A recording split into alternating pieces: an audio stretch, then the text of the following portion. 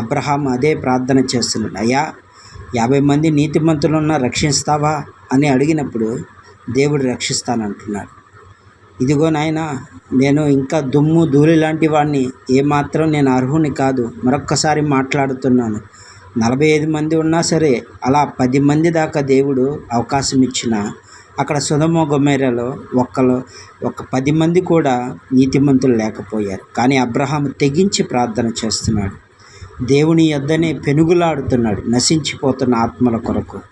ఎందుకంటే ఒక ఆత్మ నశించిపోకూడదు, ఒక ఆత్మ నరకాపాలు కాకూడదని ఆనాడు యేసయ్య తన శిలువ త్యాగముతో ఆఖరి రక్తబొట్టు వరకు కార్చిన గొప్ప దేవుడు. ఈరోజున తెగించి ప్రార్థన చేసేవారు దేవునికి కావాలి.